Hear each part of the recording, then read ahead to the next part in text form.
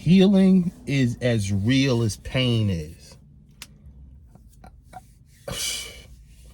I don't just need to say it again. We need to rehearse that. That healing is just as real as pain is. I wonder how much we've gotten used to pain. We've gotten used to disappointment. We've gotten used to survival. We've gotten used to trying to figure out life. That I wonder if we've been desensitized to a good day. Hit that like button, hit that subscribe button. I just came up to hang out with my son today. He's in his third year of college, and I wanted to come hang out with him and take him to brunch or lunch or whatever it might be. But I came up a little early, and I'm parked, and I'm sitting here, and I'm saying, you know what? Let me just share this for a few minutes.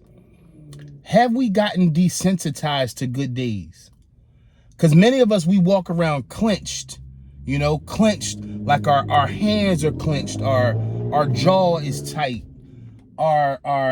we're always prepared for battle. And I don't blame you, right? I don't blame me. I blame a society that we live in that keeps us in a space where we're always ready for it to go down, right? We're always ready for it to go down. We're inundated with that. We're inundated with it. Media makes us fear each other, and religious organizations make us fear each other. And in the Christian faith, you got the denominations that make them fear each other. And then you got the Christians who are afraid of the Muslims, which is pushed by media and society. And then you got the constant, the anti-Semitic, all these things we see. And the truth is, we're not really what TV says we are. We're all just people trying to make it. We're all people trying to make better lives for our families, trying to make sure our children are good. We're all just people trying to put it together, but we've been forced to live in fear, right? We've been forced to live in fear of failure, and we've been forced to live in fear of losing. And my fear is that we've gotten so used to that situation that we don't even know what winning is, or we'll call a win a loss. The scripture says, and I was young, when you're young and you hear scriptures, it's like, okay. But when you get older and mature, you really start paying attention. The scripture we used to hear when we were young all the time is, there will come a day when right will be called wrong and wrong will be called right. There will come a day, and that day is now. That day is now, where we're almost shook or shaken that is good. We're living in a space where we're always waiting for the other shoe to drop. In our relationships, in our finances, on our job. What are you saying today, Christian? What I'm saying is, we all have to find a point of contentment. We all have to find a point of contentment where I'm loving my life for where my life is. I'm embracing my life for where my life is. I am appreciating the gift of my family, and I'm appreciating the gift of my time and my children. And I'm learning this for myself. I was in such a hustle. The hustle mentality always keeps you on edge. It never keeps you satisfied. It never makes you feel like you're enough. The hustle mentality is there to wear you out. And what I'm finding, like today on a Friday morning, it's like, okay, I'm off work. Go take my boy out. That's living. That's living. What's living is, my son is 20. He'll be 21 this year. And what's living is, I could be behind the computer doing a podcast, or I could be sitting there trying to work on my next book and work on this and work on that. We're working on so many things that we're not investing in what's right here, right now. We're working on so many things that we're not seeing the value of where our energy should be. Because let me tell you something. Wisdom will show you that all the things you do will pass away, right? I've been writing books since 2012.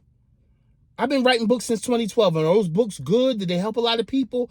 But at the end of the day, when it's all said and done, when I go in a box, I don't want my children to ever look and say that he was a great author and he was a world missions guy and he was in the business of raising healthy generations of men, but my son didn't know me and my daughters don't know me and they can't stand me or can't embrace me. What good is it?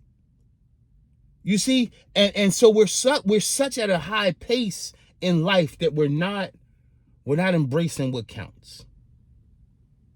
We're not embracing what counts. Slow the pace of your life down. Slow the pace of your life down. It will change everything. It will change your focus. It will show you what's important. The question that you have to ask yourself is, does this deserve my time? Because you can get money back. You can't get time back, right? You can rebuild your energy. You can't get time back. You can lose money and get money again. You can't get your time back. We're in a rat race that's taking us away from ourselves. We're in a rat race where we're walking around in fear of pain and not embracing healing. Pain, I'm going to say it again, healing is just as strong as pain. We have been convinced that we should live in the fear of everything falling apart. And you know what you do? You know what you do? You pay more attention about keeping the things that matter together. It's your foundation. If you buy a home, you build it on a foundation. Whether it has a basement or not, it has a foundation. And that's the first thing. Nobody brings in a roof. You plan a foundation because that's what's going to hold everything together. What the world system wants us to do, y'all, is be worried about the windows and worried about this and worried about that. And we never built the foundation that holds anything together. Because fear and worrying about pain and the ball dropping, it ruins relationships. It ruins your energy. It ruins your stick-to-itiveness. It makes you feel like you got to live a life where you always are starting over again. Slow down. Healing is just as real as pain. A good day is just as real as a bad one. Where it starts is it starts in here. It starts trying to make you believe that you are not, that you always got to be doing something to have good. No, the biggest thing you got to do to embrace good is to build a life that you're satisfied with, right? Build a life that challenges you to be all of who you are. Then you can start embracing the good things around you. So put your foot down on the good things. Stop being so caught up by the bad things and what's not going to work and the marriage is not going to work and the children. That's what this pace wants you to do.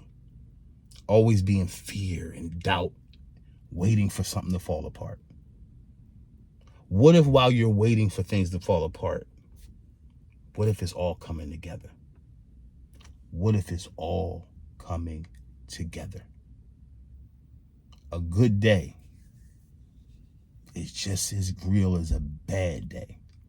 It's about where you're going to invest your focus and your mind. Hey, I love you. You matter to me. Make sure you matter to you. Yesterday is history and tomorrow's a mystery. All we have is right now. What you going to do with it? I love you. Hit that like button. Peace.